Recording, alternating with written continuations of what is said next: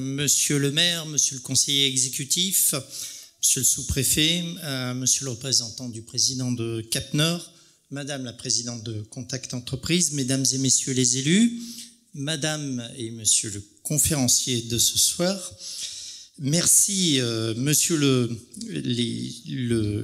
Vendéen de l'étape, puisque j'ai bien connu la Vendée, je me permets un petit salut, et ainsi que aux amis qui sont venus de l'Amérique centrale pour conforter ces ateliers de Saint-Pierre. Dans un documentaire récent consacré à l'éruption de la montagne Pelée, on trouve une séquence profonde et étonnante qui ne manquera pas, j'en suis sûr, de vous faire réfléchir. André Mangatal, qui est philosophe apiculteur ou apiculteur philosophe, en tout cas personnalité reconnue pour son miel, tente d'obtenir dans ce documentaire une baisse du prix d'un terrain qu'il veut acheter pour y installer ses ruches. À la fois philosophe et comptable, il argumente les terrains sont à proximité de l'usine Guérin. Celle-ci fut la première balayée par l'éruption de 1902. Inévitablement, les ruches devraient connaître tôt ou tard le même destin, donc ce terrain doit lui être vendu avec une ristourne. Eh bien non.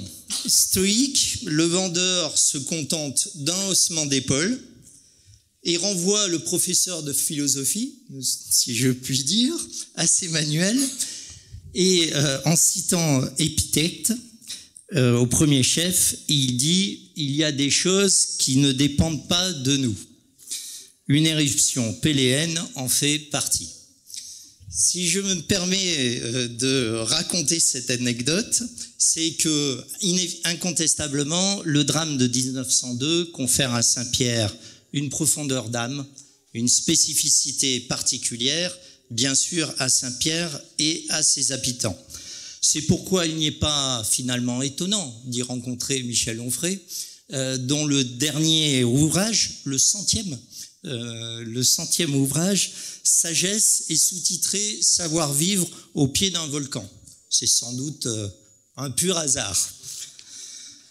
Dans ce livre, Michel Onfray vous appelez à renouer avec la sagesse antique des Romains, à renouer avec le stoïcisme, qui, loin d'être une philosophie de l'indifférence, est une philosophie de l'action. D'une action sage, d'une action tempérée, mais d'une action résolue. Que dire de plus pour les ateliers de Saint-Pierre ? À l'évidence, quittant ainsi le terrain philosophique dans lequel il est toujours dangereux pour un préfet de s'attarder, à l'évidence, la philosophie du terrain, nous la trouvons avec les ateliers. Cette année, les ateliers de Saint-Pierre.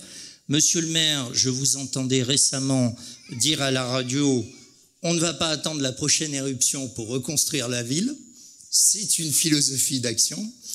Et madame la présidente de Contact Entreprise, force est de reconnaître que le format des ateliers, à travers vous et tous ceux qui s'attellent à les monter, a fait la preuve de leur efficacité. Cela devrait plaire d'ailleurs à Michel Onfray, puisque dans ces ateliers, vous l'avez dit madame la présidente, on ne se contente pas de disserter, mais on échange pour mieux forger l'avenir, on échange pour avoir des idées et on échange pour les mettre en œuvre. La dernière, vous l'avez citée, celle de projet de la Cité du Rhum.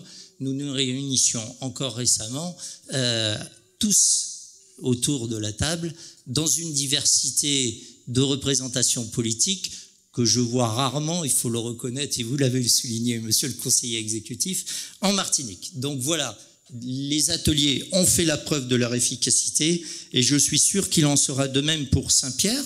Je voudrais dire d'ailleurs que le terrain est propice à ce qu'il naisse des projets concrets très rapidement, puisque, monsieur le maire, vous avez déjà poussé beaucoup de dossiers qui donnent envie finalement aux touristes de venir à Saint-Pierre, de découvrir, et qui crée un effet d'entraînement incontestable.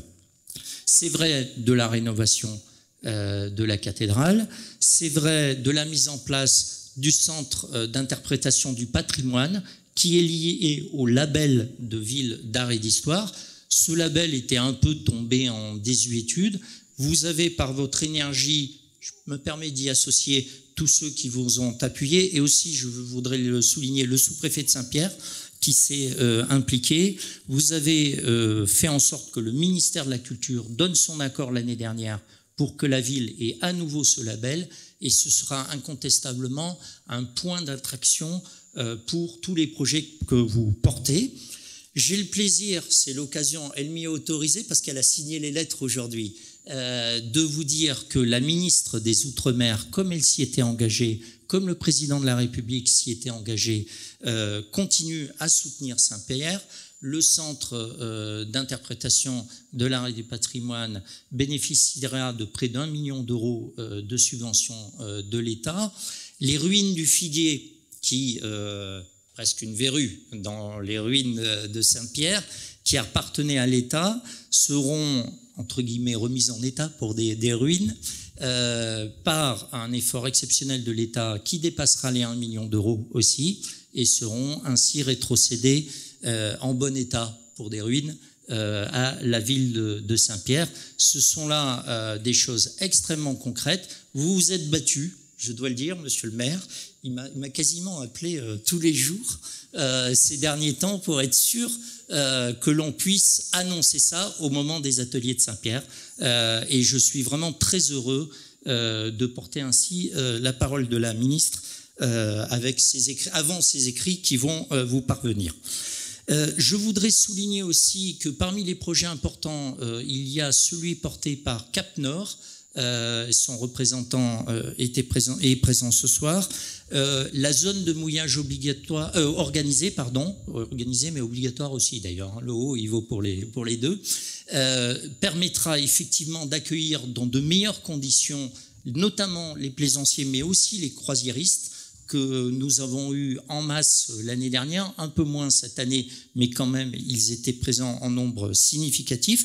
C'est un projet important puisque, dans un premier temps, on pourra disposer cette zone de mouillage obligatoire pour mettre en place une cinquantaine d'anneaux, et puis nous l'accompagnerons, c'est la Cap Nord qui porte le projet, nous l'accompagnerons d'une capitainerie et d'une gestion adaptée à la hauteur des ambitions que vous portez pour Saint-Pierre. Voilà, j'espère vous avoir convaincu, monsieur le philosophe, que dans ces ateliers, il y a beaucoup d'échanges, beaucoup de conversations, mais beaucoup d'actions aussi. Je m'en réjouis pour la ville de Saint-Pierre. Elle vit au pied d'un volcan, ce qui n'a rien d'anecdotique. Mais en tout cas, j'ose dire, avant de vous céder la parole, que les ateliers que nous inaugurons ce soir sont à l'évidence un acte de sagesse collective. Je vous remercie.